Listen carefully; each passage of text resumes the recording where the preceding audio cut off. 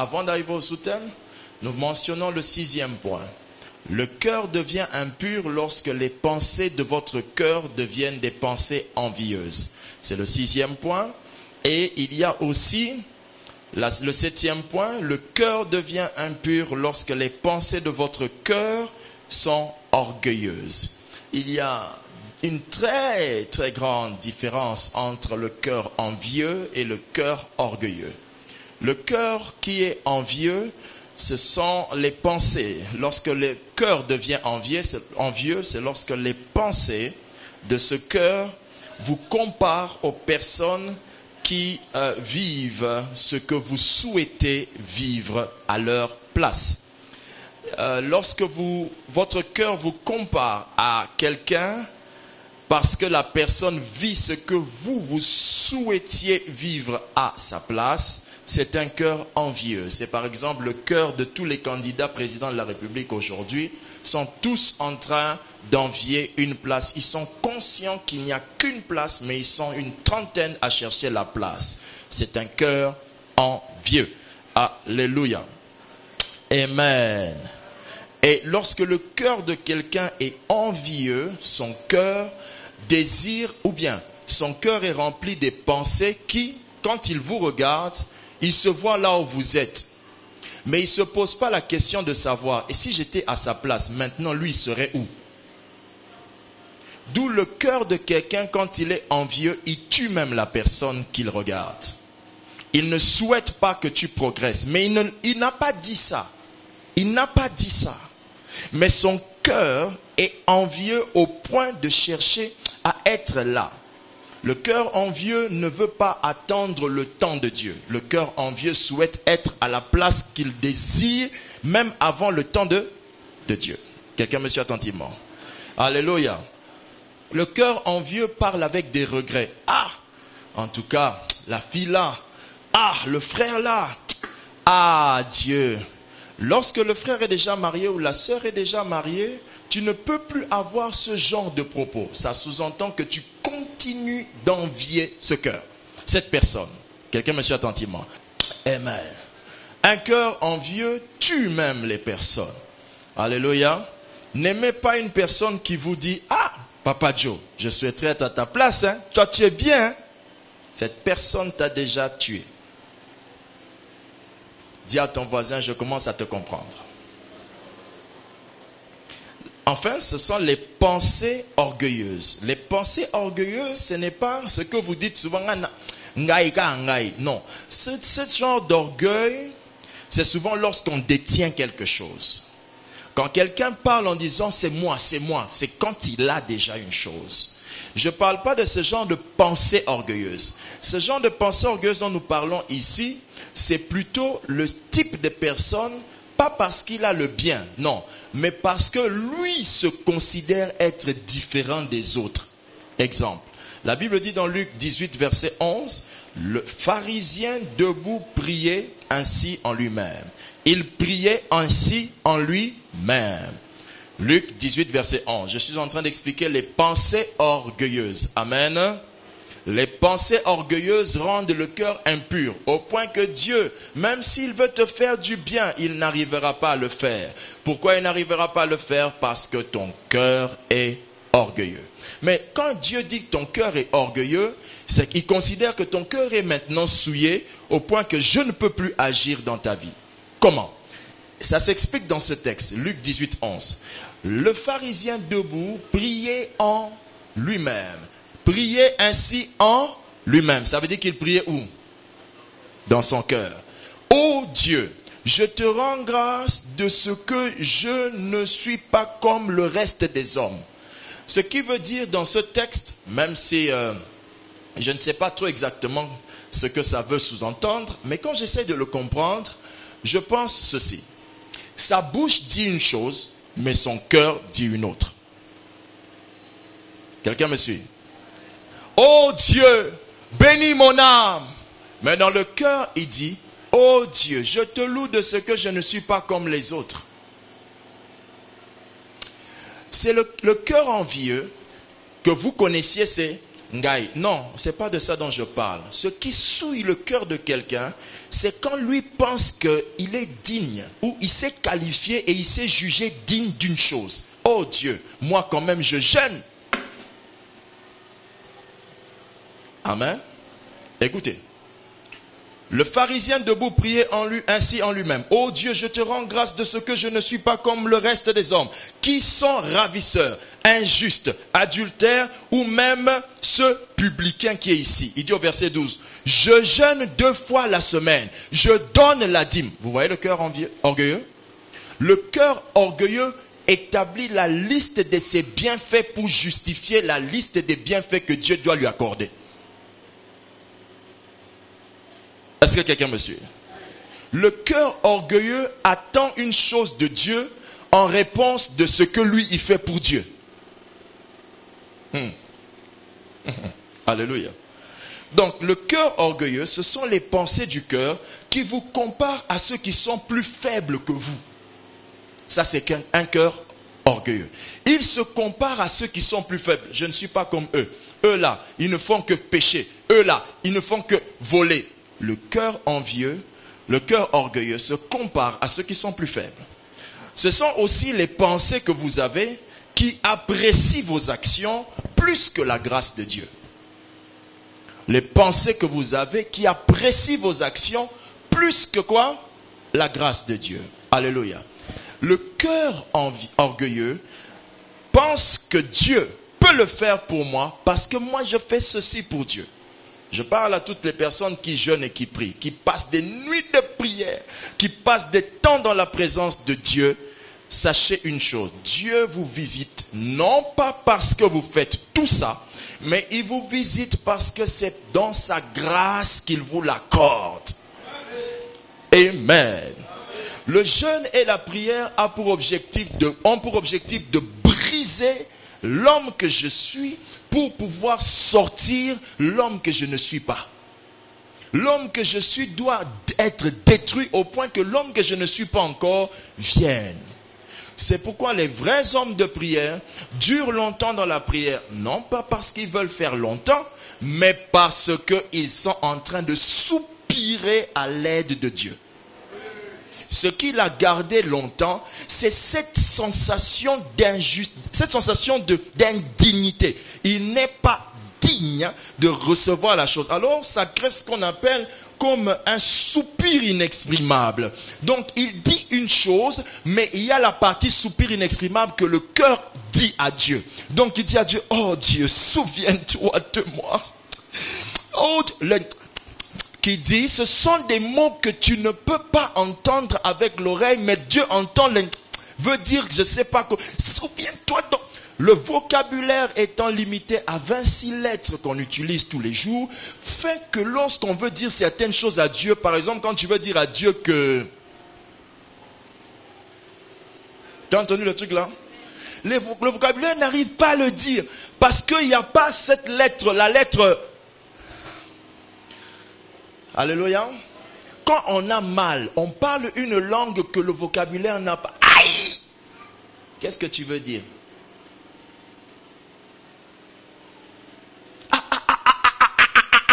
Vous connaissez ça, non? Mami. Mais maman, dans cette histoire, maman nangaye, où est maman dans cette histoire? Tu dis maman nanga, mais ton cœur est en train de dire quelque chose d'autre.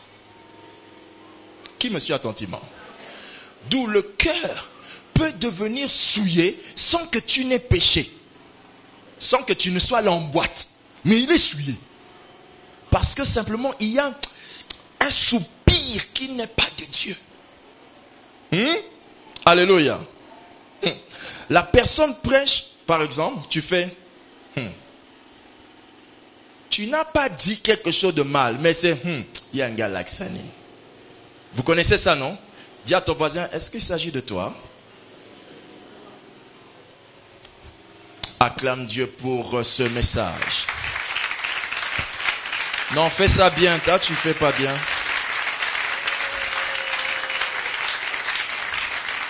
Fais ça comme ta grand-mère Mariam dans la Bible t'a enseigné.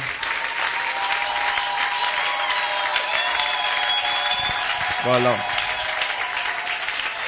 Dis avec moi 3 fois Amen. Tu n'as dit qu'une seule fois parce que les 2 autres fois étaient plus faibles que la première fois.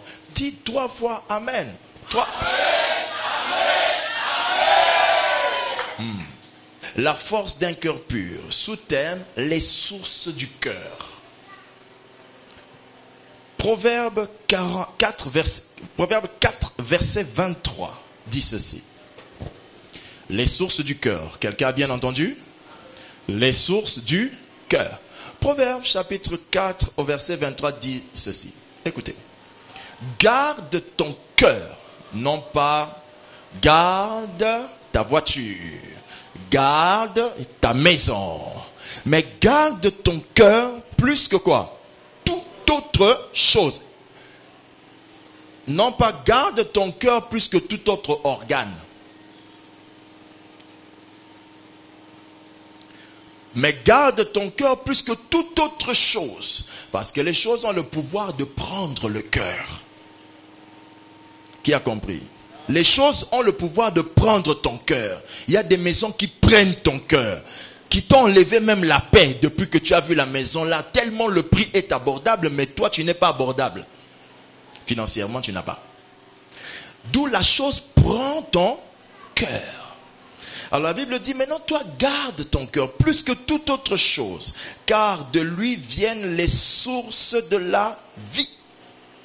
De lui viennent les sources de la vie. Il n'y a aucun médecin, même pas d'hôpitaux qui existent sur terre, qui ont la garantie de nous transmettre la vie. La vie vient du cœur, même quand on a le sida. Alléluia. Ma Bible dit, un homme malade voit Jésus. Il explique le problème à Jésus. Jésus lui dit, si tu crois cela est possible. Oh, le cœur est plus puissant que tout médicament que vous pouvez prendre. Amen. Si on vous donne un médicament et qu'on vous a prévenu avant de le prendre, ce médicament a des effets secondaires. Vraiment, ça donne la nausée. Même si ce n'était pas vrai, vous aurez la nausée. Le cœur a la capacité d'amplifier tout. C'est pourquoi celui qui échoue avait échoué dans son cœur et aime cet échec-là. Oh. Alléluia. Celui qui échoue avait déjà échoué dans son... Et il aime ça. Dans son cœur, il a l'habitude de donner plus de temps à causer avec son cœur sur les échecs. Passez. Moi vraiment... Tellement tu discutes avec ton cœur des choses négatives, ton cœur ne peut que te produire cette négativité exposant 1000. Amen. Alléluia. Le cœur pur. Répète avec moi le cœur pur. Pourquoi est-ce que tu dois garder ton cœur? Tu dois garder ton cœur parce qu'il est dit dans la Bible qu'aucun ange ne connaît ton cœur. Il est dit dans la Bible, aucun pasteur ne connaît ton cœur. Il est dit dans la Bible qu'aucun biologiste, non, aucun médecin, aucun cardiologue ne connaît ton cœur. Alléluia. Mettez le tensiomètre ou bien le battomètre, je ne sais pas comment vous allez appeler ça, et 70 battements par minute. Même cet appareil-là ne connaît pas l'origine des 75 battements. Ça peut devenir 100 battements. L'appareil te montre que le chiffre, mais il n'indique pas 100 battements. Tu t'inquiètes de quoi? Tu t'inquiètes de quoi? Même cet appareil ne connaît pas ton cœur. Comment est-ce que je le dis? La Bible est claire. Jérémie 17, 9. Tous ceux qui lisent la Bible connaissent ça. Le cœur est tortueux. Par-dessus tout, virgule, et il est méchant. 2 points. C'est pourquoi 2 points. En conséquence, 2 points. Conclusion. Qui peut le connaître? Amen. Donc, je voulais ajouter dans la liste des gens qui ne connaissent pas ton cœur. Celui que tu vois chaque matin devant ton miroir ne connaît pas ton cœur. Parce que si je te dis, toi, tu ne me croiras pas. Non. Mais celui que vous voyez dans le miroir, quand vous vous mettez devant un miroir, vous voyez la personne que vous voyez là. Même elle ne connaît pas votre cœur. Attends, je vais vous expliquer. Essayez d'imaginer. Vous voyez le corps que vous voyez là. Hein? Vous, quand vous vous voyez là. Même ce corps-là ne connaît pas le cœur qui est à l'intérieur. Le cœur d'un homme, même si on se rapproche tolo na tolo, poitrine de poitrine, ventre sur ventre, nous ne connaîtrons jamais votre cœur. Quelqu'un me suit? Si le cœur peut être inconnu de tous les mystères spirituels et humains, frère, la question est, comment une chose pareille peut-elle être en nous? Nous avons un prisonnier dans notre corps dont on ne connaît ni le nom ni le lieu. Nous avons au-dedans de nous ce qu'on appelle je ne me réjouis pas de ça dans mon cœur. Tu le dis, mais toi-même tu ne connais même pas ton cœur. Ne pas connaître son cœur sous-entend ne pas connaître ce que tu veux. Amen. Exemple. Oh Dieu, bénis-moi. Ouvre les portes, Seigneur. Ouvre les portes. Amen. Demain, tu vas au boulot. On dit, il faut que tu partes à Mbandaka Sud. Ah! T'es Kunate. Même toi qui as prié, n'avais pas imaginé que ouvrir les portes là peuvent t'emmener même à Mbandaka Sud. Là où se trouve la femme de ta vie en Lipupila, en Diputa. Avec le Kimwanda, si c'est quoi là, elle t'attend là-bas. Pendant que toi tu vas la mépriser, or elle avait fui la guerre de l'Afrique centrale, elle était entrée par là, elle est diplômée, elle a fait la licence, elle a la maîtrise, elle parle très bien le français. C'est seulement la saleté de la forêt. Mais comme tu ne connais pas ton cœur, tu demandes les choses sans connaître exactement ce que ça veut dire. Donne-moi une bonne femme, oh Dieu. Tu prends la femme là, elle ne fait que prier. Toi toujours prier. Le cœur ne sait même pas ce qu'il dit à Dieu. C'est pourquoi Dieu, pour résumer ça, nous a donné le parlant langue. Quand tu t'es embrouillé, oh Dieu, Jéhovah, les portes, après, là tu commences à dire la vérité. Jéhovah, j'accepte, je vais à Mbandaka Sud, exactement sur l'avenue 364 Nkongolo, pour rencontrer la soeur, là, très mal. Dis avec moi la force d'un cœur pur. Alléluia. Est-ce que tu es prêt à entendre ce que Dieu a à te dire? Amen. Le cœur, il est considéré méchant, mais il a été fait par Dieu. Oh. Comment une chose faite par Dieu peut-elle être considérée méchante? Comment une chose que Dieu a faite peut-être être considérée mauvaise? Le cœur, c'est la partie de votre être où vous êtes vous-même le vrai être. Explication. C'est trop. Le cœur, c'est toi. Quelqu'un me suit? Quand Adam a péché, le péché d'Adam n'est pas allé s'asseoir sur la chair, mais allé s'asseoir dans le cœur. Et chaque être humain qui naît avec le même péché dans son cœur. C'est un péché donc, pas que tu as fait il y a un mois, c'est un péché qui date de milliers d'années. Imaginez seulement, tu as l'habitude de faire une chose depuis un mois. Comment ça t'a mal habitué? Maintenant, je te parle d'un péché qui a l'habitude de se faire avant que toi-même tu viennes sur terre. Même pas un péché, mais un acte de péché, mais une volonté de péché. Alléluia. Amen, alléluia. Ok. J'explique toujours pourquoi garder son cœur et après je vais vous expliquer les sources du cœur. Matthieu 15, 19. Car c'est du cœur que viennent les mauvaises pensées. Ça encore on peut dire, on comprend. Le cœur je ne vois pas, ça gère les choses que je ne vois pas, les mauvaises pensées. Très bien.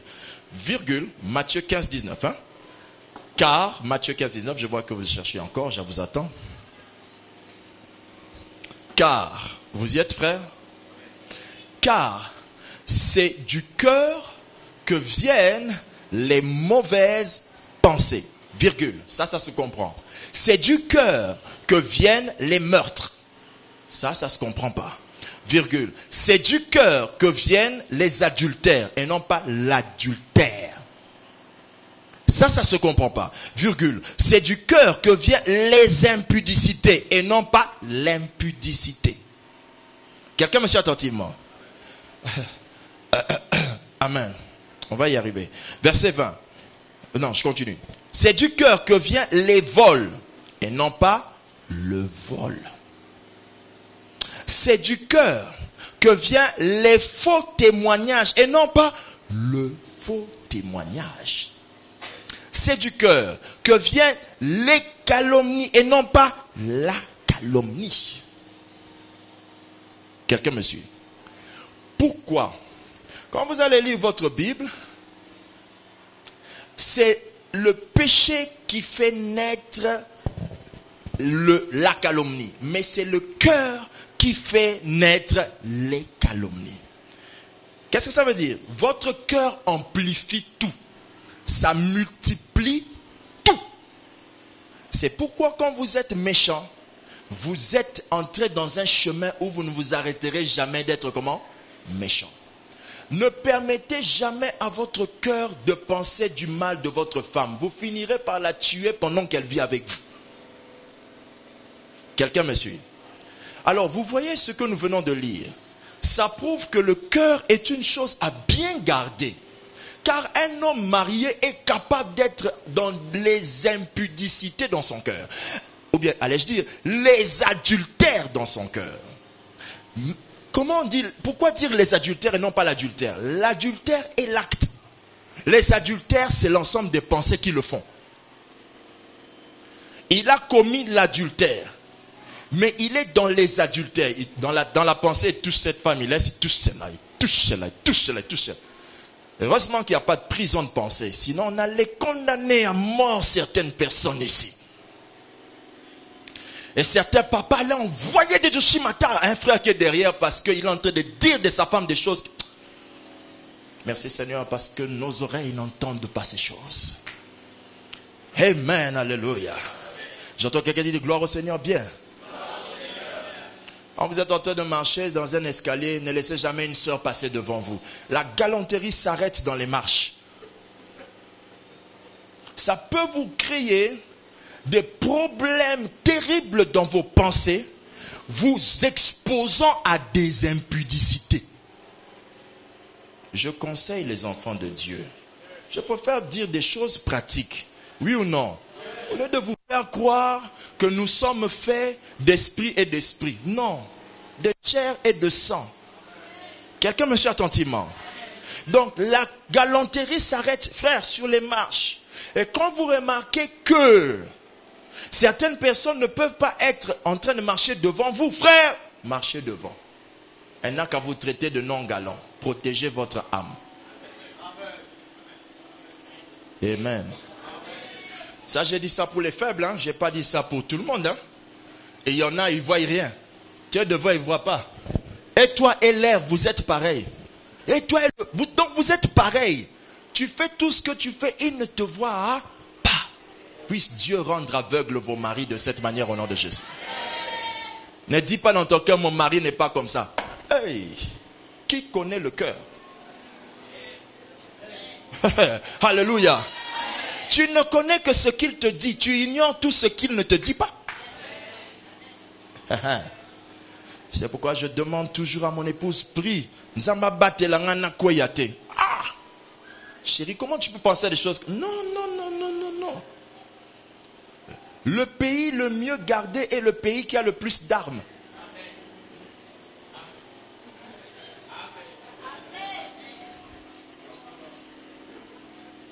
Toi, tu ne veilles pas sur ta vie parce que tu n'as pas d'armes. On est tellement chargé qu'on a mis dans nos frontières des grands missiles, des tomahawks devant toutes les tentations. De manière à ce que même si c'est une petite soeur qui essaie de t'attaquer, tu ne lances pas une grenade. Non, tu lances un missile pour l'exterminer. Et elle est la source même de sa tentation. Non, dis amen bien. Notre relation va se gâcher ce jour-là. Je suis certainement le pasteur qui ne doit pas t'aider. Le cœur. Dis-moi le cœur.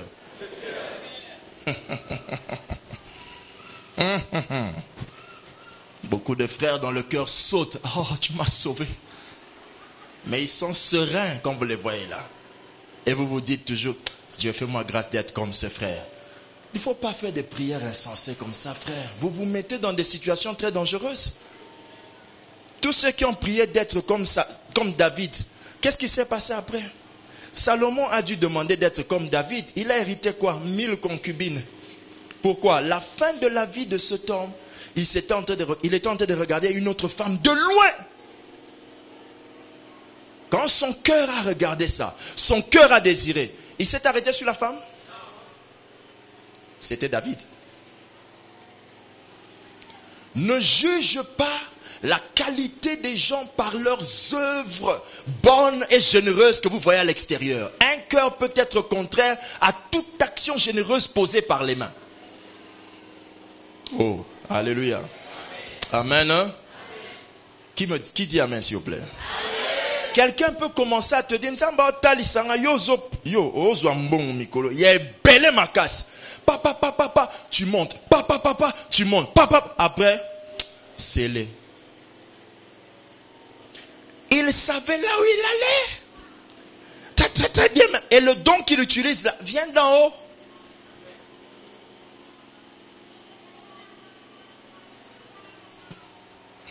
Est-ce qu'on peut acclamer Dieu pour ça? Délivre-nous de l'ignorance au nom de Jésus. Amen. Allons-y. Est-ce que quelqu'un a encore les petites notions mathématiques de l'école primaire? On va compter. C'est du cœur que viennent quoi? 1. Les mauvaises pensées. 2. 3. 4. 5. 6. 7. 7. Le cœur, vous voyez, quand on dit c'est du cœur que viennent, on n'a aucunement cité une bonne chose.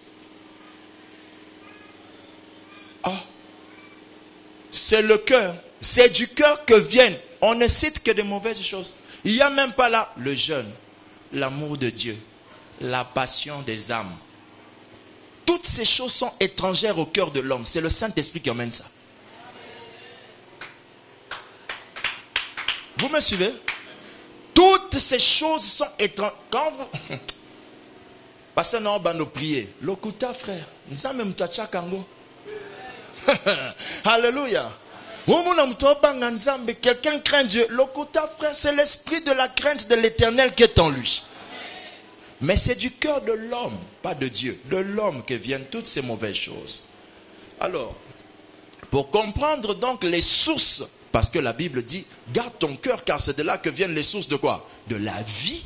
Il faut comprendre le contraire de tout ce qu'on vient de dire pour savoir qu'est-ce que le cœur de Dieu en nous peut normalement donner.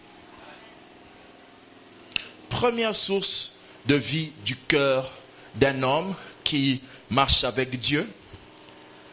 Première source, la source de la pensée. Le cœur est la source de la pensée. Toutes vos pensées reflètent l'état de ton cœur. La qualité de tes pensées reflète la qualité de ton cœur. Tu es mauvais quand tes pensées sont mauvaises.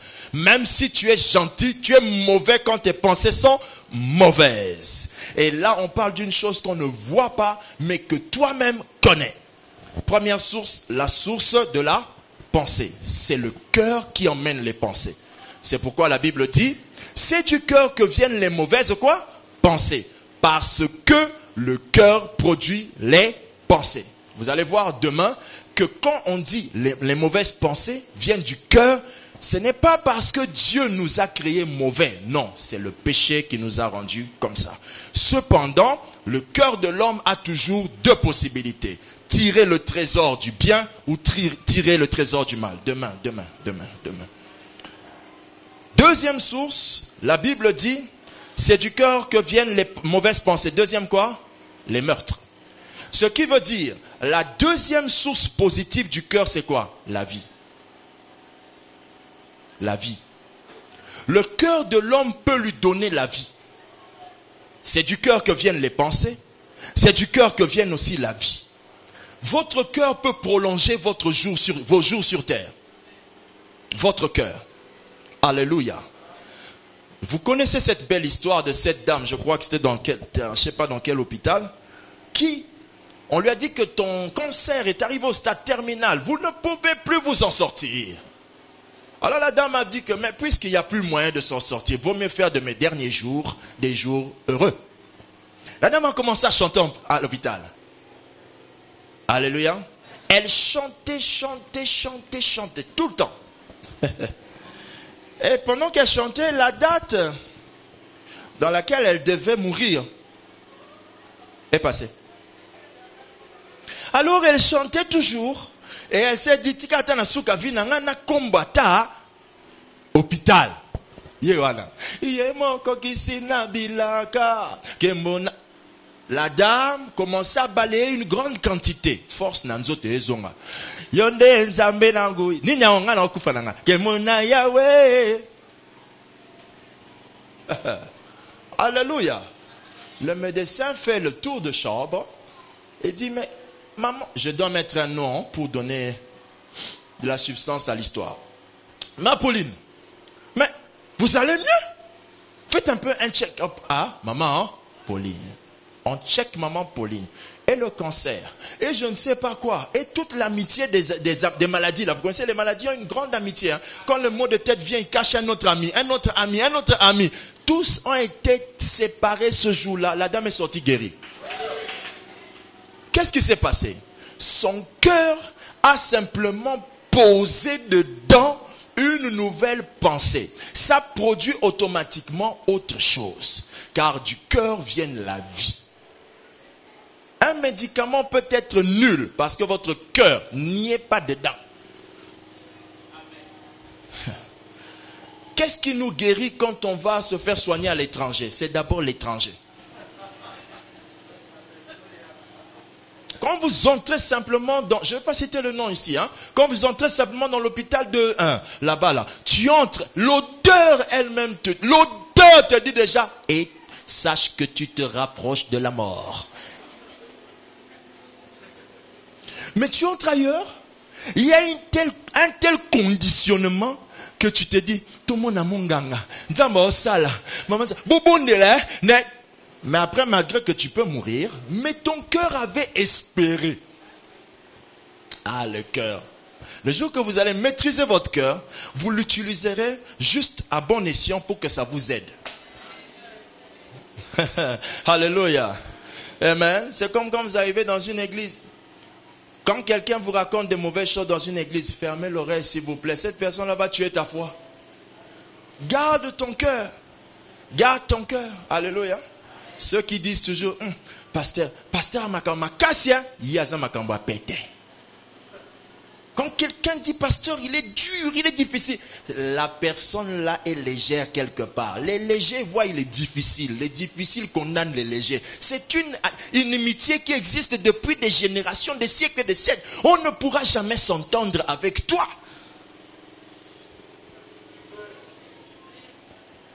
Amen. Pasteur, la Bible dit quoi? C'est du cœur que viennent les mauvaises quoi? Pensées, virgule, quoi d'autre? Les quoi? Les meurtres. Après quoi? Les adultères. Le cœur. Attention. Après les adultères, on dit quoi? Les impudicités. Les adultères, l'impudicité, prenons ça comme ça d'abord. L'adultère et l'impudicité, c'est très différent. Du point de vue standard, du point de vue basique, l'adultère, c'est lorsqu'on trahit son mariage. Et l'impudicité, c'est un acte sexuel qui se fait normalement avant même de se marier. Mais ici, là, attention, ici, là, lorsque la Bible dit que c'est du cœur que viennent les adultères, cela veut dire que le cœur est l'endroit qui produit l'amour. Et après la Bible dit, c'est du cœur que viennent les impudicités. C'est que c'est du cœur que le cœur produit aussi les désirs. Les impudicités parlent des désirs. Les adultères sous-entendent quoi? L'amour. Le cœur donne l'amour. C'est pourquoi quand vous l'utilisez mal, il vous conduit à l'adultère. Il trahit votre amour pour votre femme. Le cœur donne le désir pour ta femme. C'est pourquoi quand tu ne suis pas ton cœur dans le foyer, tu auras des désirs pour une autre parce que tu la convoites. Quelqu'un me suit? Alléluia. Quand votre femme ne sent plus l'amour, votre cœur a cessé de faire sortir les jets de l'amour. Le jet, l'eau de l'amour. Amen. Le cœur, c'est comme une fontaine. Il y a plusieurs sources. Et il y a des gens dont le cœur a fermé certaines sources. Il n'y a plus d'amour. Et il va te dire même, écoute, chérie, je ne sais pas. Ça se passe surtout là où il y a les 4 saisons. Là où il y a les 4 saisons, on peut divorcer pour n'importe quoi. Hein? Ici au moins, tata moi sinon andoki, hein, tout ça, ça peut un peu aller loin. Mais à 4 saisons, les amis, c'est... Mais je ressens plus rien, je ressens plus rien. Je sais pas. Voilà. Et c'est fini. Comme ça. Ah, bref, peut-être c'est le froid qui a bouché le cœur. Que Dieu vous donne un peu de chaleur africaine au nom de Jésus. Alors, c'est du cœur que vient la source de l'amour. C'est le cœur qui aime. Vous pouvez voir une femme très belle. Votre femme ne peut même pas se tenir devant elle en termes de physique. Mais vous aimez votre femme et pas celle-là. Qu'est-ce qui se passe? C'est le cœur qui aime. Et comme le cœur n'a pas une morphologie, vous remarquez que les gens peuvent aimer une femme très vilaine pendant qu'il est très beau. Pourquoi? Son cœur n'ayant pas une morphologie, le cœur ne met pas les talons. Du coup, que tu mettes tes talons ou pas, lui, il peut aimer une femme difforme. C'est-à-dire qu'il y a beaucoup de formes. Mais on ne maîtrise pas trop exact. Mais il aime.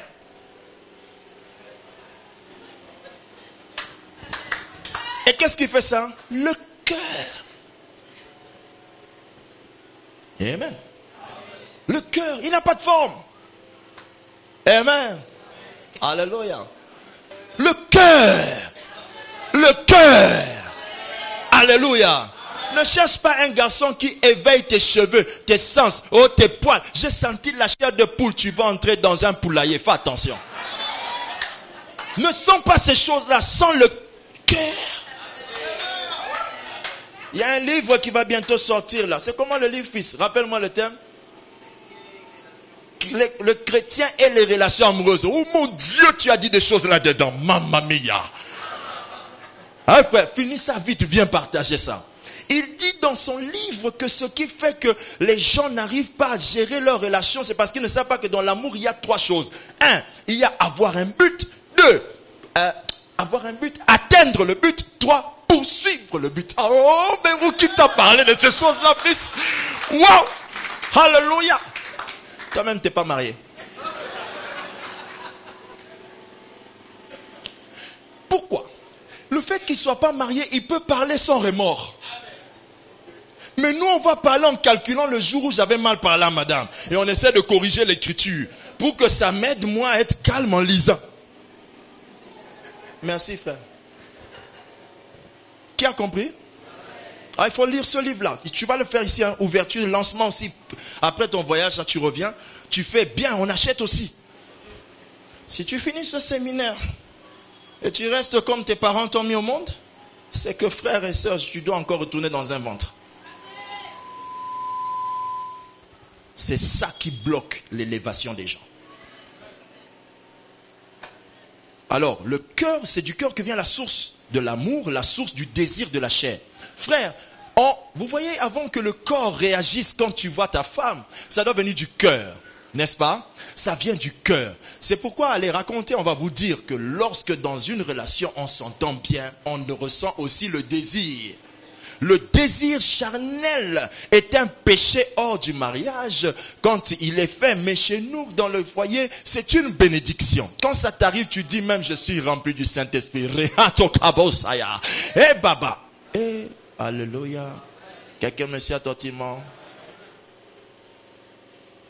Vous voulez qu'on ait un des pasteurs qui vous encourage à ne pas le faire?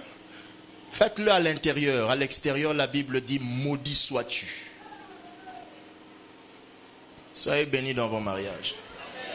Désire ton mari plus que toute autre chose. Désire ta femme plus que toute autre chose. Oh, ma chérie.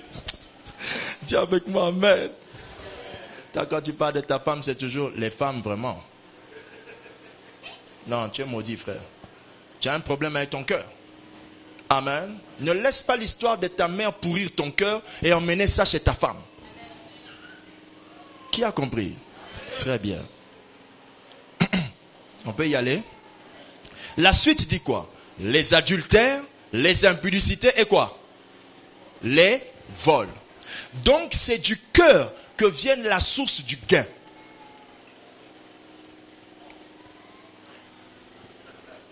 Quand le cœur est mauvais, il vole ce que l'autre a.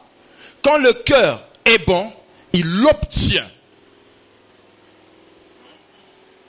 C'est le cœur qui donne la prospérité. C'est le cœur qui enrichit quelqu'un. Quand un cœur est bon, il n'a plus besoin de voler. Voler veut dire quoi? Dites avec moi, mère. Voler veut dire avoir la même chose que l'autre. On va expliquer ça. Frère, amen. Vous savez que votre pied peut avoir vraiment la même forme que mon pied. Hein? Bon, sauf que moi, il est plus long. Mais il y a des gens qui ont qui chose du 43, qui lèvent la main, 43, les frères de 43. Ok, super, il y en a plusieurs. Les mamans de 42, 40, 38. Ok, très bien. Alors, qui chausse les mêmes empreintes que moi? Quelqu'un chausse les mêmes empreintes que moi? Non. Pourquoi Dieu a-t-il mis les empreintes à la main? Car les choses que l'on possède sont différentes d'une personne à une autre. Le gain de chacun ne se ressemblera jamais à l'autre. C'est la main qui détient, elle a en elle la marque de la différenciation d'un homme à un autre. Même si on va dans le même magasin, le bonbon que tu achètes était série 3, moi c'est série 4. Tout ce que l'homme détient n'est jamais identique à ce que l'autre a. Le cœur a la source du gain. Ce que ton cœur désire, fais de l'éternel tes délices, il donnera ce que ton cœur fait quoi? Désire. Si tu as la femme qu'il faut ou le mari qu'il faut, s'il désire une chose, ça va venir. Parce que son cœur gère bien les sources. Il sait gérer les sources. Amen. Il ne dit jamais, chérie, achète-toi la maison comme... Tu vois, ton grand frère a acheté une maison. Si moi je n'ai pas de maison, ils vont commencer à m'insulter dans la famille. Quand ça commence par là, sache que tu as déjà abîmé la source du gain. Ça devient un vol. Ça ira? C'est du cœur. Que dit la Bible après? Les adultères, les impudicités, les vols et quoi? Le faux témoignage. Très bien. C'est le 6e point. C'est du cœur que viennent les amitiés. Le cœur a la source de l'amitié. La Bible dit que David aimait un autre homme comme son cœur. Le cœur, c'est du cœur que viennent les amitiés. C'est-à-dire, votre cœur peut vous indiquer l'ami à avoir et l'ami à ne pas avoir. Automatiquement que vous voyez la personne, votre cœur dit automatiquement vous voyez une autre personne, il est bien mais je le sens pas. Vous connaissez cette expression? Yes. Cette expression veut dire que ma source d'amitié ne le prend pas. Et quand tu ne peux pas sortir de ma source d'amitié, pardon, ne commençons même pas la relation. Tout prédicateur n'est pas ami parce qu'on fait la même chose. J'aime bien un comédien qui disait, un collègue est tout simplement lié à la colle. Le jour que la colle va finir, il va se détacher. Pour dire que partager un même métier ne fait pas de nous des amis. Oh, je suis avec mes amis. Mais toi, quand je suis avec mes amis, on a fini le boulot. Non, tu as bien dit on a fini quoi? La chose qui nous unissait est finie. Là où on va là où ça va nous désunir. Le meilleur ami d'un homme, c'est sa femme. Le meilleur ami d'une femme, c'est son homme. Chérie, c'est mon meilleur ami. Tu fais... Caca, mon Dieu. C'est ta femme, ton meilleur ami. Nous, on ne savait pas ça. C'est un papa, le pasteur du pasteur Habib, le père du pasteur Habib qui nous a dit ça. Il nous a dit, mes amis, venez ici petit. Vous savez qui est mon meilleur ami? Nous, on était sûrs qu'il allait sortir Justin Kimpiada, Paulin François Mukendi. Non, il dit, votre mère. Il nous avait appris ce jour-là que l'ami est celui qui siège dans ton cœur. Amen. Vous voyez la force d'un cœur pur. Ça discerne tout ça. Quand tu as une femme au cœur pur, elle te dit, chérie, oui, que j'ai beaucoup aimé ce qu'on a discuté avec ton ami là, mais je trouve qu'il est très dangereux. Toi, je te connais. Je suis sûr que c'est vrai. Amen. Et non pas, mais pourquoi toi tu vois toujours le mal partout? Non, elle ne voit pas le mal partout. Ce mal-là, on ne le voit pas, on le sent. Ça vient de la source intérieure. Elle n'a pas calculé ça. Elle a même préparé pour Justin. Mais quand Justin est venu, je ne le sens pas. Tu le suis dans la cuisine, tu dis, mais pourquoi tu restes dans la cuisine? Ton ami là, je ne le sens pas. Mais il n'a encore rien dit.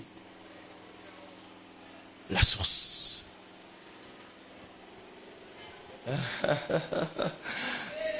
C'est bon, hein, c'est bon quand tu as connu la vérité.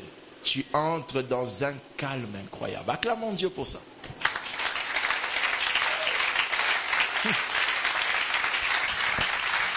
Alors je conseille les mamans, séparez-vous de la femme là que votre mari dit je la sens pas. Peut-être il est en train de te dire je la sens trop qu'elle devienne dangereuse.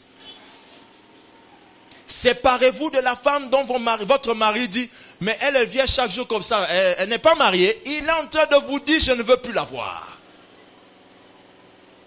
Alléluia. Je ne vous ai pas dit vengez-vous. Toi tu avais dit que Justin n'était pas bon. Françoise aussi. Moi je ne la sens pas. Non. Non, pas ça. Est-ce que c'est ce qu'on a dit ici là? Ok, répondons-nous au nom de... Enfin, la Bible dit les faux témoignages, virgule, les calomnies. Les calomnies, c'est l'utilisation négative de la parole. Ce qui veut dire qu'un cœur peut donner une source. La dernière source du cœur et la plus puissante, c'est la parole. Le cœur est le déclenchement de tout ce que l'on dit. Vous connaissez ce verset. Race de vipères.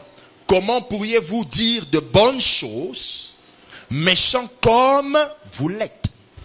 Car c'est de l'abondance du cœur que la bouche. Qui a compris? Le cœur est à l'origine des paroles. Mais attention, on ne dit pas c'est du cœur que viennent les paroles. Non, c'est de l'abondance du cœur. Ce qui veut dire que ce qui sort de la bouche est plein dans le cœur.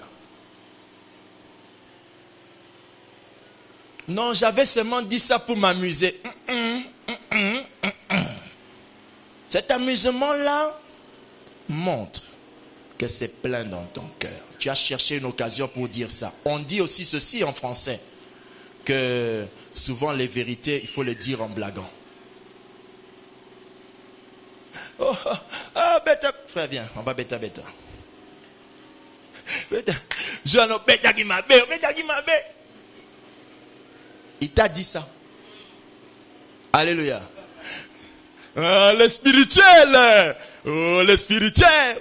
La réforme en présence ensemble. Il t'a dit ça. Il vient de te dire ce qu'il pense de toi. Amen. Le spirituel. C'est lui qui t'appelle le spirituel. Trouve que tu en fais trop.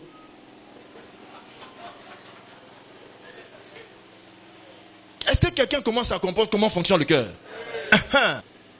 Alléluia. Qui a compris ça? Amen. Pasteur, on va vous arrêter un jour avec tout ce que vous dites là. Il a dit déjà, yo le mamakamisusu e bakangole kisaka. Terra matia no biole kisatoa. Il a dit ça. Ayez des équaliseurs sensibles pour entendre ce que les cœurs disent. C'est pourquoi, pasteur, vous qui êtes dans le marié là, n'aimez pas les sœurs qui disent « Papa, tu es beau aujourd'hui !» Ma femme me l'avait déjà dit. Hein, pasteur? Oh, mon daddy! Je ne connais pas ce verset-là. Nous, on parle français ici, là. Mon papa, c'est bon. Daddy! Tu m'emmènes où, là? Non, tu m'emmènes où, là? Qu'est-ce qu'il y a dans ton cœur? Alléluia! Tes paroles, pour qu'elles sortent, c'est que ton cœur est plein. Donc, il est beau, hein? Il est beau. Il est beau. Il est beau. Il est beau. Beau papa. Ça a été travaillé à 12h, à 13h, à 14h, 15h. Quand tu arrives à 18h, aucun cœur te voit, c'est ce que je disais déjà dans le cœur. Soyons libérés au nom de Jésus. Acclame le Seigneur. Acclame Dieu, acclame Dieu.